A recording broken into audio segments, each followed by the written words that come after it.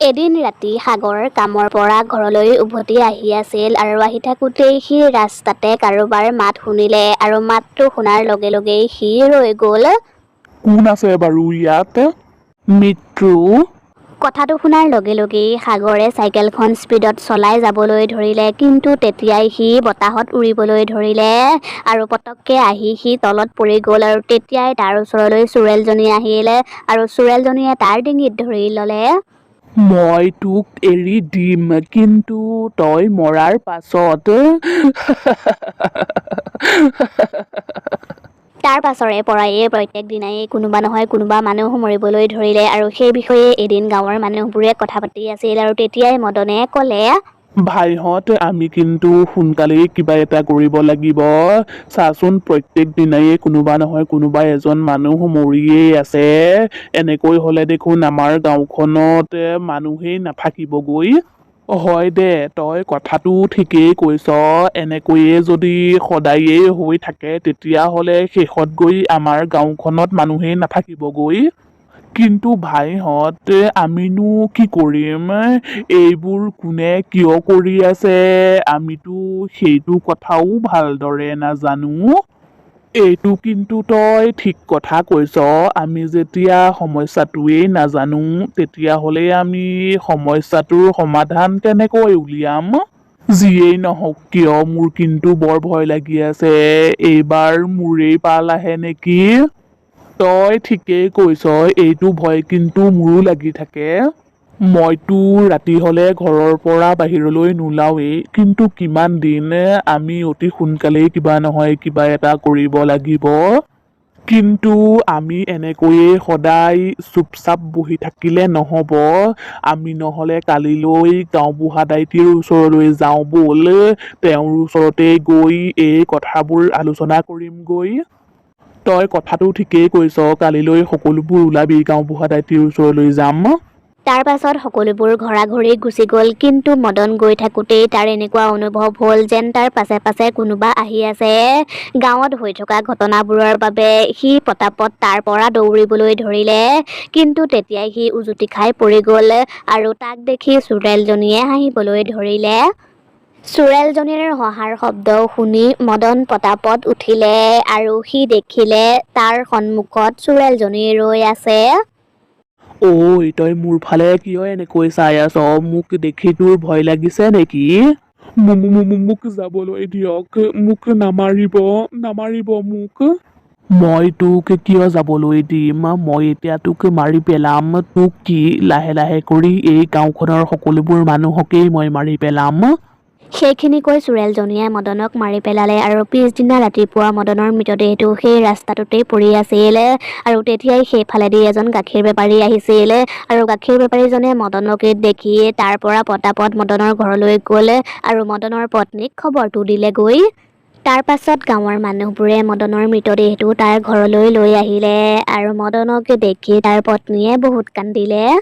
সেই ঘটনাটোৰ পাছৰে পৰা গাঁওখনৰ মানুহবোৰে বহুত বেছি ভয় খোৱা হ'ল। মদনৰ মৃত্যুৰ পাছত গগন আৰু মহেশেও বহুত ভয় খালে আৰু এতিয়া সিহঁতে কি কৰিব ভাবিবলৈ ধৰিলে।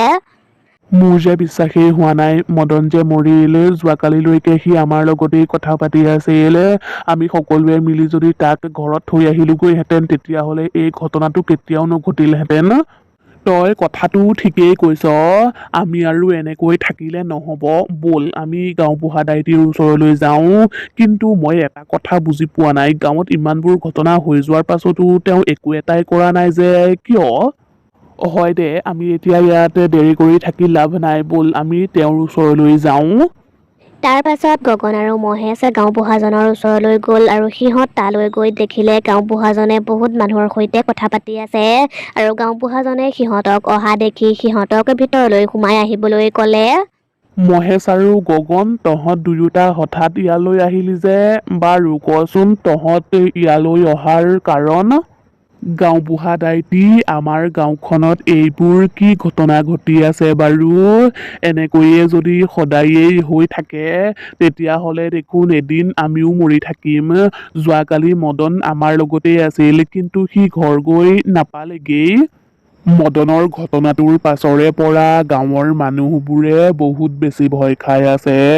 সেইবাবে মই এটা সিদ্ধান্ত লৈছো, অহা কালি ৰাতিৰে পৰা আমাৰ গাঁওখনৰ সুৰক্ষাৰ বাবে গাঁৱৰ কেইজনমান মানুহে মিলি গোটেই ৰাতিটো গাঁৱত পহৰা দিব আৰু মই এই কথাটো আজি সন্ধিয়া এখন মিটিঙৰ জৰিয়তে জনাই দিম। কথাটো শুনি মহেশ আৰু গগন গুচি গ'ল আৰু সন্ধিয়া পৰত গাঁওবুঢ়াজনে এখন মিটিং দি গাঁৱত পহৰা দিয়াৰ কথাটো জনাই দিলে।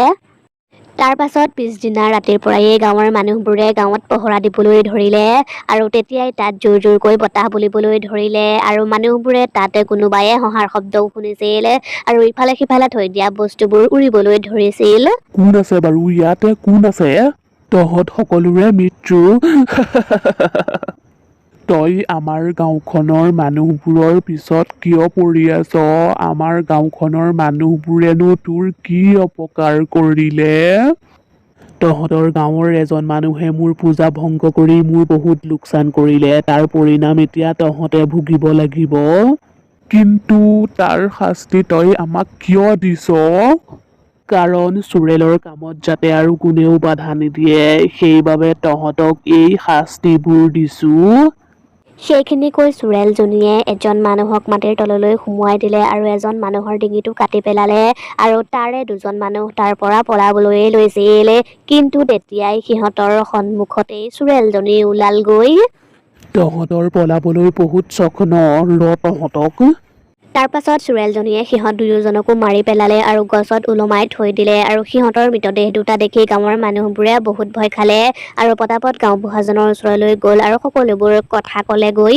এইবোৰ নিশ্চয় চোৰেলৰ কাম। চোৰেলজনীয়ে চাগে আমাৰ গাঁওখনৰ মানুহবোৰক মাৰি পেলাইছে। মই এজন বাবাক চিনি পাওঁ, তেওঁ আমাৰ গাঁৱৰ পৰা চোৰেলৰ ছায়া নাইকিয়া কৰি দিব পাৰিব। তাৰ পাছত মিনতী ত্ৰান্তিক বাবাজনৰ ওচৰলৈ গ'ল আৰু তেওঁক সকলোবোৰ কথা ক'লে আৰু তেওঁক তাইৰ লগত গাঁৱলৈ আহিবলৈ ক'লে। মিনতীৰ কথা মতেই ত্ৰান্তিকজন গাঁৱলৈ আহিবলৈ ৰাজি হ'লে আৰু দুয়োজন গাঁৱলৈ আহিলে। ত্ৰান্তিকজন গাঁওখনলৈ সোমোৱাৰ লগে লগে তেওঁৰ কিবা এটা অনুভৱ হ'ল, তথাপিও তেওঁ একো নক'লে আৰু প্ৰথমে গাঁওবুঢ়াজনক লগ কৰিবলৈ গুচি আহিলে। গাঁওবুঢ়া দাইটি, মই যে আপোনাক ত্ৰান্তিক বাবাজনৰ কথা কৈছিলোঁ, এওঁৱেই হয়। মই তেওঁক ইয়ালৈকে লৈ আহিলোঁ। প্ৰণাম বাবা। আপুনি এতিয়া আমাৰ গাঁওখনক ৰক্ষা কৰিব লাগিব। নাজানো আৰু আমাৰ গাঁওখনত কাৰ নজৰ লাগিল। আপুনি একো চিন্তা নকৰিব। মই এতিয়াই গৈ এই গাঁওখনত কি হৈ আছে আৰু মানুহবোৰ কেনেকৈ মৰি আছে সকলোবোৰ সন্ধান উলিয়াম আৰু সন্ধান উলিওৱাৰ পাছত মই সকলোবোৰ ঠিক কৰি দিম। তাৰ পাছত ত্ৰান্তিকজনে সেই গাঁওখনৰ ৰাস্তাটোতেই আধা ৰাতি হোৱাৰ লগে লগেই পূজা কৰিবলৈ ধৰিলে আৰু তেতিয়াই তাত জোৰ জোৰকৈ বতাহ বলিবলৈ ধৰিলে। কিন্তু বতাহেও সেই জুইকুৰাক নুমুৱাব নোৱাৰিলে।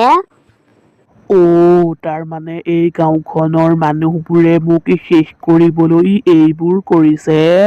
ঠিক আছে, একো কথা নাই। ময়ো চাওঁচোন মোকনো কোনে শেষ কৰিব পাৰে। তাৰ পাছত চোৰেলজনীয়ে ত্ৰান্তিক বাবাজনক মাৰিবলৈ বহুত চেষ্টা কৰিলে, কিন্তু বহুতবাৰ চেষ্টা কৰাৰ পাছতো চোৰেলজনীয়ে ত্ৰান্তিকজনক একোৱেই কৰিব নোৱাৰিলে। বহুত দিনৰ পাছত তোৰ নিচিনা মানুহ এজনৰ সৈতে মুখামুখি হৈছো। তই সেই গোলটোৰ পৰা বাহিৰলৈ ওলাই আহচোন, তাৰ পাছত চাওঁ কাৰ কিমান শক্তি আছে। তাৰ পাছত ত্ৰান্তিকজন উঠিলে আৰু ওচৰতে থৈ দিয়া মোনা এটাৰ পৰা কিবা উলিয়াই চোৰেলজনীৰ গালৈ ছটিয়াই দিলে আৰু চোৰেলজনীক এটা বটলৰ ভিতৰত বন্দী কৰি ল'লে আৰু চোৰেলজনীক ক'লে, আজিৰে পৰা তই কাৰো একো অপকাৰ কৰিব নোৱাৰ।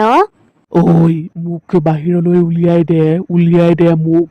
মই কাৰো একো অপকাৰ নকৰো, কাকো একো নকৰো মই তোক প্ৰথমেই বুজাইছিলো, কিন্তু তই বুজি নাপালি। মই আৰু এতিয়া একো কৰিব নোৱাৰো। তই সময়ত মুক্তি পাই যাবি। তাৰ পাছত গাঁৱৰ মানুহবোৰে মিলি ত্ৰান্তিক বাবাজনক ধন্যবাদ দিলে। ধন্যবাদ বাবা। আপোনাৰ বাবেই আজিৰে পৰা আমাৰ গাঁৱৰ মানুহবোৰ সুৰক্ষিত। আজিৰে পৰা আপোনালোক সকলোবোৰ ভয় নকৰাকৈ থাকিব পাৰিব। মই এতিয়া যাওঁ। তাৰ পাছত ত্ৰান্তিক বাবাজন তাৰ পৰা গুচি গ'ল।